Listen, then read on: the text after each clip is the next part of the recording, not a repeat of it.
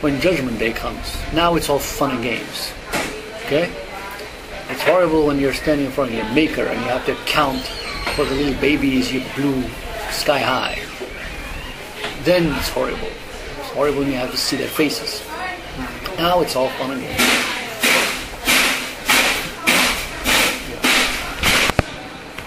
Well,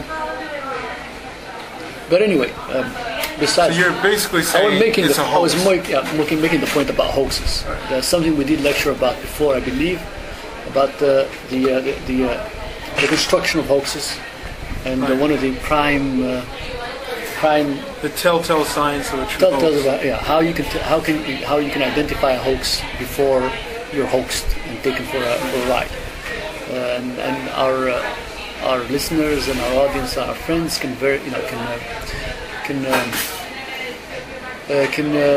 those that analysis in that other audio when we post it up.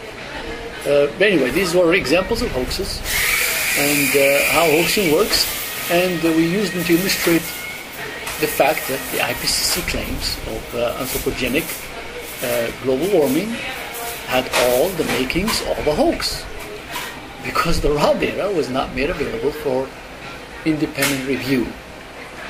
Something which is actually required by the scientific method. So basically, it was unfalsifiable. You couldn't prove it, you couldn't disprove it because the data. Well, it is falsifiable because you didn't follow the scientific method. So your conclusions are not scientific. Scientific method requires review. So you're saying without that, since review was not made possible, then there's nothing there. All you have is cultish claims. Other people say, well, shouldn't we trust these people? They're experts. These are people who dedicate their lives. Trust is something you have inside a cult, not in science. In science, we verify, we prove. If you need to trust somebody, fine, trust me. On the side and tangentially, we illustrated the same hoaxing method that was used in all these other topics we covered, from the hole at the North Pole to the civilization or constructions on the other side, on the dark side of the moon, to the faces of Mars. To Mel's Hole. Mel's Hole, if you want to cite something more esoteric, if people want to research it, and other such provable hoaxes or famous hoaxes. And the IPCC hoax had the makings of exactly that type of hoax. That there's something inaccessible. That the prime data, the most important aspect of the claim, the raw data, was inaccessible for a period of time. For the operational duration of the hoax, the data was not accessible. The data eventually would become available. People eventually found out that the North Pole didn't have a hole in it, that the other side of the moon did not have civilized constructions on it. Oh, there's still people who claim that the North Pole has a hole in it. They just say that the photographic evidence is a cover-up. And some Christians believe the Earth is flat. Some people just don't wake up. It's the 12%ers. There's always 12% who will say, who will vote contrarian no matter what. You could ask people. So there's basically a 12%. Yeah, as I said, it's something I heard a long time ago. One of those claims that remains to be verified scientifically. That if you take a poll of people, asking the most outrageous, the most blatant, questions about the most blatant facts, like for example,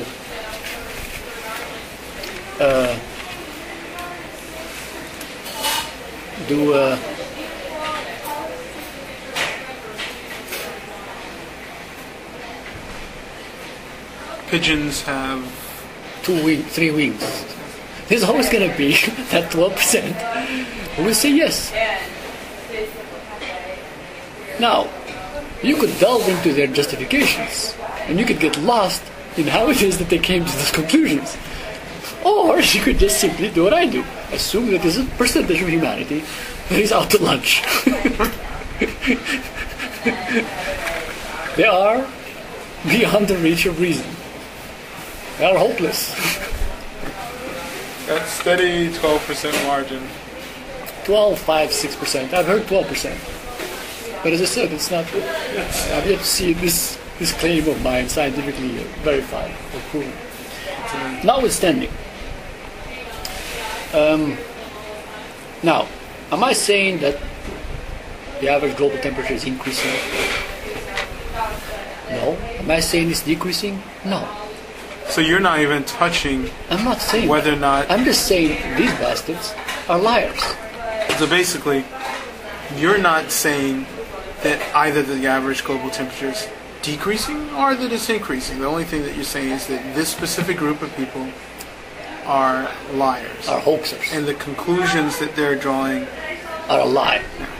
So even if the average global temperatures were increasing, would you still say that this is a hoax, that they're still lying? Exactly. Now this is subtle. It's so subtle that most people are not going to get it. In fact, probably most people at this point are going to switch off and go, this makes no sense. So what are you saying? If they're lying, then the temperature is decreasing. If they're not lying, the temperature is increasing like they're saying. How can it be neither lying, neither increasing nor decreasing? Well, what I'm saying is this. There is no scientific way that you can actually know for sure. And I don't mean for sure like 100% for sure, like impossibly for sure. Within even reasonable scientific methodology, that the temperature globally is increasing or decreasing. Really? The globe is big. It's a big planet. But they have temperature reading stations. Okay, all what? over How many? 40,000? Something like that. You know what? You know what 40,000 is spread across the planet? What is that? The planet is what? 40,000 kilometers circumference, or something like that? Not sure. It's about 42,000 kilometers, I think, circumference. Let me see. It's circumference would be 2 pi r3, and the radius of the Earth is about 6,000 kilometers. 6.3 times 6,000. 6 times 6? 36. Yeah, it's about around 40,000 kilometers. Turn it back on. So that's about one station per 1,000 square kilometers. No, it's one station per kilometer, but only around the equator. Yeah. But only around the equator. That means you put one every kilometer around the equator of the Earth, but you don't put a single one anywhere outside of that. So from North Pole to South Pole, you have only one. Now, in reality, aren't they spread out? I'm just saying that if you line them up, that's all you have. Right. You think you can take a temperature reading No, of the that's planet? just one narrow little strip. Yeah, and they're 1 kilometer apart. You have to remember this. And nations. I'm sorry, could you repeat that? Yeah, where would you put them? Well, I mean, I think they put some in cities, some in forests. Cities? That's not a good reading. There's also some in natural environments. But how do you spread them exactly? Which cities get one inside or outside, or how close to the city? How close to the highway? I'm not sure what the methodology How close to the ocean? And I think individual countries might. Actually administer these reading centers, these reading stations. Yeah. So I'm not sure the methodology that individual specific countries use.